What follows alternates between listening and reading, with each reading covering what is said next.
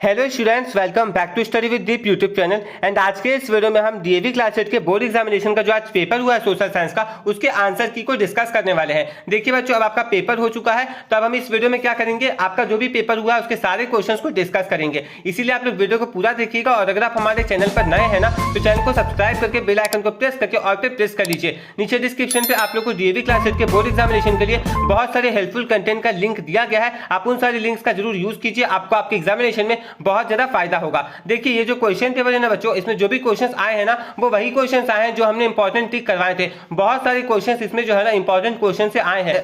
तो अगर आप एसएसटी के इंपॉर्टेंट क्वेश्चंस करके नहीं गए थे, तो जो हम मैथमेटिक्स साइंस इस समय इंपॉर्टेंट क्वेश्चन बताएंगे ना, वो आप लोग जरूर करके जाइएगा। आपको उन एग्जामिनेशन में बहुत ज्यादा फायदा होगा। और अगर आप हमारे चैनल पर नए हैं तो चैनल को सब्सक्राइब जरूर कर लीजिए, क्योंकि इस चैनल पे आप लोग को जो है ना डीवी क्लास 8 से रिलेटेड हर एक इंपॉर्टेंट कंटेंट प्रोवाइड करवाया जाएगा।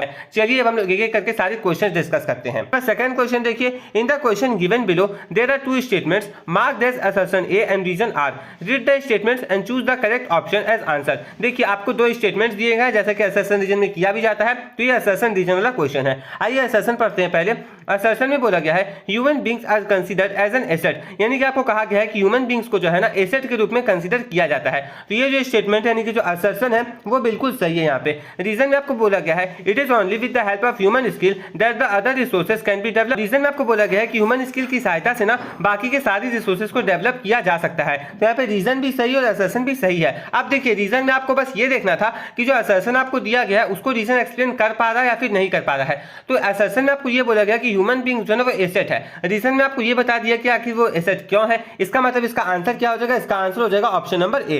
दोनों स्टेटमेंट सही है और जो रीजन है वो असर्शन को एक्सप्लेन भी कर ले रहा है। इसके बाद देखिए थर्ड क्वेश्चन में क्या बोला गया, identify the crop with the help of given information. आपको कुछ इंफॉर्मेशन दिया गया है, इसके बेसिस पे आपको क्या करना है, क्रॉप को आइडेंटिफाई करना है। तो क्या दिया गया है, it grows in alluvial soil and found in deltaic region. ये एलुवियल सॉइल में ग्रो करता है और डेल्टाइक रीजन में देखने को मिलता है। दूसरा है it needs rainfall more than 150 centimetre, इसको 150 सेंटीमीटर से ज्यादा का रेनफॉल चाहिए। इसके बाद तीसरे स्टेटमेंट में कहा गया है its major producers are India and Bangladesh. इसके जो मेजर प्रोड्यूसर्स है वो इंडिया और बांग्लादेश है। तो जैसे ही आपको इंडिया एंड बांग्लादेश दिखा ना, आपको तुरंत चमकना चाहिए था। इसका जो आंसर होगा वो होगा option number B, jute. Jute जो है इसका आंसर होगा। वो एलुवियल सॉइल में उगता है, उसको 150 सेंटीमीटर से ज्यादा का रेनफॉल चाहिए और उसके जो मेन प्रोड्यूसर्स है वो कौन है, इंडिया और बांग्लादेश है। देखिए बच्चों, अगर आप आगे के एग्जामिनेशन में अच्छा मार्क्स लाना चाहते हैं ना, तो नीचे डिस्क्रिप्शन पे मैंने कुछ बुक्स लगाए हैं। आप उन सारे बुक्स को जरूर खरीद लीजिए, खासकर साइंस और हिंदी के लिए। अगर आप उन बुक्स को खरीद लेंगे ना, तो इसमें बहुत सारे इंपॉर्टेंट क्वेश्चंस दिए गए हैं, जिसमें से बोर्ड एग्जामिनेशन में क्वेश्चन आते हैं। अगर हो सके तो आप लोग उस बुक को खरीद लीजिए, उसमें बहुत सारे इंपॉर्टेंट क्वेश्चन दिए गए हैं। उससे पढ़ करके आप एग्जामिनेशन में बहुत अच्छा मार्क्स ला सकते हैं। आपको लेफ्ट साइड में जो बॉक्स दिख रहा है ना, उसमें क्लिक करके आप उन सारे बुक्स को खरीद सकते हैं। चलिए हम लोग आगे क्वेश्चन को डिस्कस करते हैं। इसके बाद देखिए फोर्थ क्वेश्चन जो है ना आपका बच्चों, इसमें ये पूरी कहानी देकर के आपसे एक चीज पूछी गई है कि कौन सा एज ग्रुप ऐसा होता है जिसको जो है ना हम लोग डिपेंडेंट पॉपुलेशन कह सकते हैं। तो बस आपको ये कीवर्ड खोजना था। डिपेंडेंट पॉपुलेशन हम लोग किसको कहते हैं, डिपेंडेंट पॉपुलेशन कहते हैं 15 साल से छोटे और 59 साल से बड़े। इसका जो आंसर हो जाता है वो हो जाता है ऑप्शन नंबर बी। सिंपल सा बस आपकी कीवर्ड खोजना था, इसका आंसर तुरंत आ जाता। इसके बाद देखिए फिफ्थ क्वेश्चन में बोला गया है identify the incorrect statement from the options given below. आपको नीचे कुछ ऑप्शंस दिए गए, इसमें से आपको जो है ना इनकरेक्ट स्टेटमेंट छाट करके निकालना है। तो देखिए यहाँ पे जो ए स्टेटमेंट है ये बिल्कुल सही है, बी स्टेटमेंट भी सही है और सी स्टेटमेंट भी यहाँ पर सही है। लेकिन जो डी स्टेटमेंट है जिसमें आपको ये कहा गया है the growth rate of population is only affected by birth rate, यानी कि जो ग्रोथ रेट होता है ना पॉपुलेशन का, वो सिर्फ और सिर्फ बर्थ रेट से अफेक्ट होता है। ये बिल्कुल गलत स्टेटमेंट है, क्योंकि डेथ रेट से भी उसमें बहुत ज्यादा इफेक्ट पड़ता है। क्यों, क्योंकि ग्रोथ का मतलब क्या हुआ कि कितना बढ़ोतरी हुआ, तो कम भी तो हो सकता है। इसका मतलब क्या हुआ, इसका आंसर क्या होता है, इसमें जो गलत स्टेटमेंट दिया गया है वो हो जाएगा ऑप्शन नंबर डी। तो इसका सही आंसर क्या हो जाता है, इसका सही आंसर हो जाता है ऑप्शन नंबर डी, क्योंकि यहाँ पे आपको क्या बोला गया था, आपको इनकरेक्ट स्टेटमेंट छाटने को कहा गया था। इसके बाद देखते हैं अगला क्वेश्चन। अगले क्वेश्चन में क्या बोला गया है, which vernacular paper was published by Bal Gangadhar तिलक, यानी कि बाल गंगाधर तिलक कौन सा पेपर पब्लिश करते थे। तो ऑप्शन देखिए London times, Bombay times, Amrita बाजार पत्रिका और केसरी। तो इसका आंसर क्या हो जाता है, इसका आंसर हो जाता है ऑप्शन नंबर डी, केसरी। वो इस बुक को पब्लिश, वो इस न्यूज़पेपर को पब्लिश करते थे। इसके बाद आगे देखिए, आगे बढ़ते हैं। सेवंथ क्वेश्चन है identify the incorrectly matched pairs from the following pairs. आपको जो है ना यहाँ पे कुछ पेयर्स दिए गए हैं, उनमें से जो इनकरेक्टली मैच्ड है, आपको उसको यहाँ पे छाट करके निकालना है। तो देखिए क्या है, मॉडलेमेंटो रिफॉर्म्स 1909 बिल्कुल सही है, रिपोर्ट ऑफ साइमन कमीशन 1929 ये भी बिल्कुल सही है। उसके आगे क्या दिया गया वो देखते हैं। इसके आगे दिया गया है establishment of Indian national Congress 1885, ये भी बिल्कुल सही है। गलत कौन सा है, गलत है ये वाला ऑप्शन नंबर डी यहाँ पे गलत है। वर्नाकुलर प्रेस एक्ट 1857 ये नहीं था। 1857 में क्या हुआ था, फर्स्ट वार ऑफ इंडिपेंडेंस हुआ था, तो ये यहाँ पे गलत आपको मैच करके दिया गया है। बस आपको इसी को छाट करके निकालना था।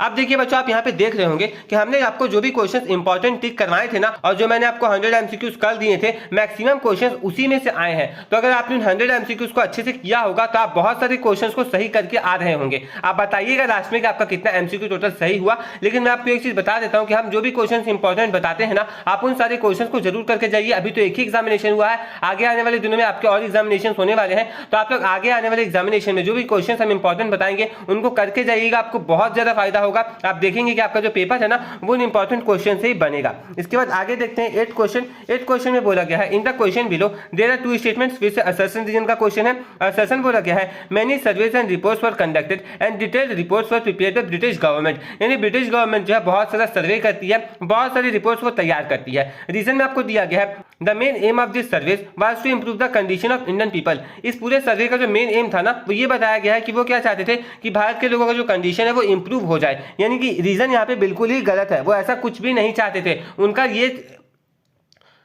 उनका टारगेट ये होता था कि कैसे करके वो ज्यादा से ज्यादा रिसोर्सेज को एक्सप्लॉइट कर पाए, यानी कि यहाँ पे रीजन गलत है, असर्शन सही है। तो ऑप्शन कौन सा सही हो जाएगा, ऑप्शन सही हो जाएगा option number C, A is correct but R is wrong. इसके बाद 9th क्वेश्चन देखिए, 9th क्वेश्चन में क्या बोला गया है, Riya reads about a tribe in Chota Nagpur plateau that one rebelled. आपको बोला गया है कि रिया जो है ना छोटा नागपुर प्लेट्यू के ट्राइबल लोगों के बारे में पढ़ती है, वहां पे वो सुनती है कि सिद्धू और कानू मुंडू के लीडरशिप के अंदर जो है ना वो ब्रिटिशर्स के अगेंस्ट रिवोल्ट करते हैं। तो आखिर ये कौन सा ट्राइबल ग्रुप होगा, तो इसका आंसर हो जाएगा ऑप्शन नंबर बी, संथाल्स। वो कौन होंगे, वो संथाल्स होंगे। यहाँ देखिए बच्चे ने मुंडास टिक करके रखा है, मुंडास इसका आंसर नहीं होगा, इसका आंसर होगा option number B, Santhals. Mundas जो है वो बिरसा मुंडा के अंदर रिवोल्ट किए थे। इसके बाद 10th क्वेश्चन देखिए, आपको यहाँ पे मैचिंग करना है। तो नाना साहब का मैचिंग किससे हो जाएगा, कानपुर से हो जाएगा। रानी लक्ष्मीबाई का मैचिंग हो जाएगा झांसी से। बेगम हजरत महल का मैचिंग हो जाएगा अवध से। बहादुर शाह जफर 2 का मैचिंग हो जाएगा दिल्ली से। यानी कि आपको देखना होगा 1 का सी और 2 का डी। आइए देखते हैं ऑप्शन में कहां पर है। यहाँ पे देखिए 1 का सी 2 का डी, ये ऑप्शन बिल्कुल यहाँ पे सही हो जाएगा, यानी कि सी ऑप्शन सही हो जाएगा। इसके बाद आगे देखते हैं, आगे क्या क्वेश्चन दिया गया है, which of the following statement is are correct about the course of 1857 revolt. आपको यहाँ पे कहा गया है कि इनमें से कौन सा स्टेटमेंट जो है ना वो सही है 1857 के रिवोल्ट के हिसाब से। तो क्या क्या है स्टेटमेंट्स पहले पढ़ लेते हैं। The sepoys march to Delhi and declared Bahadur Shah Zafar 2 as their leader, यानी कि बिल्कुल सही बात है ये। दूसरा है the revolt spread uniformly to the whole of India, ये बिल्कुल गलत बात यहाँ पे दिया गया है। थर्ड है the Afghans and Gurkhas remain loyal to British. Afghans और गुरखास जो है ना वो ब्रिटिशर्स के प्रति वफादार रह जाते हैं। तो इसका आंसर सही क्या हो जाएगा, ये भी स्टेटमेंट यहाँ पे सही है, यानी कि फर्स्ट और थर्ड यहाँ पे सही है। तो इसका आंसर हो जाएगा option number D, option 1 and 3 are correct. Okay, अब अगला क्वेश्चन देखते हैं। इसके बाद देखिए 12th क्वेश्चन, इसमें बोला गया है which one of the following impacts of British education system did not pave the way for the freedom struggle of India. तो ऑप्शंस क्या क्या है, rise of an educated middle class, spread of modern ideas like liberty, equality and democracy, awareness about the need of social and religious reforms, promotion of blind faith and superstitions. ये आपको question में दिया गया है। तो इसका सही answer क्या हो जाएगा, इसका सही आंसर हो जाएगा promotion of blind faith and superstitions. इसके बाद अगले क्वेश्चन को देखते हैं। 13th क्वेश्चन में बोला गया है कंप्लीट द फॉलोइंग एनालॉजी। आपको इस एनालॉजी को कंप्लीट करना है। होम रूल लीग कब हुआ था, 1960 में हुआ था। तो मुस्लिम लीग कब शुरू हुआ था, ये शुरू हुआ था 1906 में। तो इसका आंसर हो जाएगा ऑप्शन नंबर बी। देखिए ये जो भी क्वेश्चन आए हैं बच्चों वो इंपॉर्टेंट क्वेश्चन से ही आए हैं। तो आगे आने वाले जो भी एग्जामिनेशन है आपका साइंस का होगा, संस्कृत का होगा, हिंदी का होगा, उसके लिए भी हम लोगों ने आपके इंपॉर्टेंट क्वेश्चन टिक करवाए हैं। आप उन सारे क्वेश्चन को जरूर जाकर के देखिएगा। एंड बाकी सारे सब्जेक्ट के लिए आने वाले दिनों में आपको बहुत सारे कंटेंट देखने को मिलेंगे, इसलिए चैनल को सब्सक्राइब जरूर कर लीजिए। आपको डीएवी क्लास 8 के बोर्ड एग्जामिनेशन में ये चैनल बहुत ज्यादा मदद करेगा। इसके बाद देखिए 14th क्वेश्चन, इसमें बोला गया है India is a country where people are their own rulers and the government is selected by them, which ideal of the preamble does this situation followed. यहाँ पे आपको कहा गया है कि इंडिया एक ऐसा कंट्री है जहाँ के रूलर्स जो है ना वो लोग चुनते हैं, यानी कि वहाँ पे कौन शासन करेगा, इसको चुनने वाले कौन है, इसको चुनने वाले लोग हैं। तो आपको ये पूछा गया है कि प्रीएम्बल का कौन सा आइडियल इस सिचुएशन में फॉलो किया जा रहा है। तो इसका सही आंसर हो जाएगा ऑप्शन नंबर सी, डेमोक्रेटिक। देखिए सॉवरेन यहाँ पे नहीं होगा सही, क्योंकि सॉवरेन का मतलब होता है कि हम सारे इंटरनल डिसीजंस खुद ले सकते हैं, बाहर का कोई भी इन्फ्लुएंस नहीं कर सकता है। जिसका सही आंसर क्या होगा, इसका सही आंसर हो जाएगा option number C, democratic. India एक डेमोक्रेटिक कंट्री है। इसके बाद देखिए 15th question, Rekha writes an article in a newspaper criticising certain government policies which fundamental right allows her to do so. इसका आंसर क्या हो जाएगा, इसका आंसर हो जाएगा option number B, right to freedom of speech and expression. इसके बाद देखिए 12th क्वेश्चन, इसमें बोला गया है a 12-year-old girl is employed as a domestic servant in a rich family which fundamental right of being is her violated here. तो क्या क्या ऑप्शन है वो देखिए, ऑप्शन है right to equality, right to freedom, right to constitutional remedies, right against exploitation. तो इसका सही आंसर हो जाएगा option number A, right to equality. इसके बाद अगले क्वेश्चन को देखते हैं। अगला क्वेश्चन है which one of the following statement is not true about fundamental duties. इनमें से कौन सा स्टेटमेंट फंडामेंटल ड्यूटीज के बारे में सही नहीं है। तो देखिए ऑप्शन क्या क्या दिया गया, ऑप्शन आपको दिया गया है ड्यूटीज प्रीसीड राइट्स, दूसरा ऑप्शन आपको दिया गया fundamental duties were added to Indian constitution to 42nd amendment. ये तो बिल्कुल सही है, फर्स्ट भी यहाँ पे सही था, थर्ड यहाँ पे देखिए गलत है। Originally there were 11 fundamental duties, 11 नहीं थे, पहले 10 था, उसके बाद अमेंडमेंट करके इसको चेंज किया गया था, 11 किया गया था। इसके बाद 18th question, which of the following statements are correct about the collective responsibility. यानी कि इनमें से कौन सा स्टेटमेंट जो है ना कलेक्टिव रिस्पॉन्सिबिलिटी के अबाउट सही है। तो ऑप्शन देखिए, ये 4 ऑप्शन आपको दिए गए हैं। इसका जो सही आंसर है वो मैं आपको डायरेक्टली बता देता हूँ। इसका जो सही आंसर होगा देखिए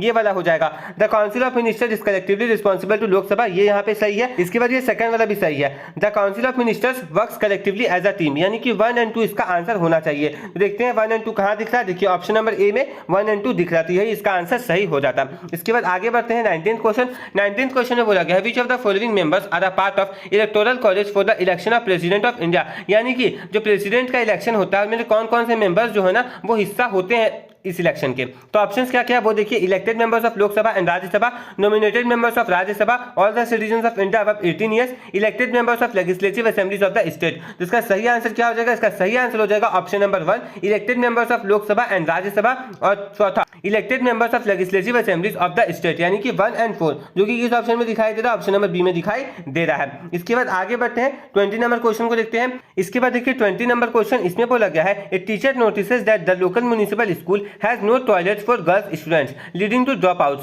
He decides to file a case on the behalf of students. This is possible because, तो इसका सही आंसर क्या हो जाएगा, इसका सही आंसर हो जाएगा option number A, PIL allows concerned citizens to approach the court for other sites। तो ये इसका आंसर सही हो जाएगा। ओके, तो बच्चों यहाँ पर 20 MCQ आपसे खत्म होते हैं। सेक्शन में आपको 20 MCQ दिए गए थे, वो सारे हम लोगों ने डिस्कस कर दिए। अब देखिए बच्चों, इसके आगे आपको जो भी क्वेश्चन दिया गया है ना वो सब्जेक्टिव टाइप का दिया गया है, तो मैं चाहता हूँ कि उसे मैं अच्छे तरीके से डिस्कस करूंगा, आंसर्स बता करके आपको डिस्कस करूंगा। तो वो जो डिस्कशन है वो हम लोग नेक्स्ट पार्ट में करेंगे। इस पार्ट में हम लोग इतना ही रखते हैं। अभी आप लोगों ने MCQs मिला लिए, अब आप नीचे कमेंट बॉक्स में कमेंट करके बताइए कि आपके कितने MCQs सही हुए हैं एंड कितने MCQs गलत हुए हैं। एंड अब टाइम वेस्ट नहीं करना, अब आप अपने अगले एग्जामिनेशन की तैयारी में लग जाइए। और अगर आप हमारे चैनल पर नए हैं ना तो चैनल को सब्सक्राइब जरूर कर लीजिए, क्योंकि इस चैनल पे आप लोगों को DAV क्लास 8 का हर एक इंपॉर्टेंट कंटेंट प्रोवाइड करवाया जाएगा। मिलते हैं आज शाम को। Thanks for watching. जय हिंद, जय भारत।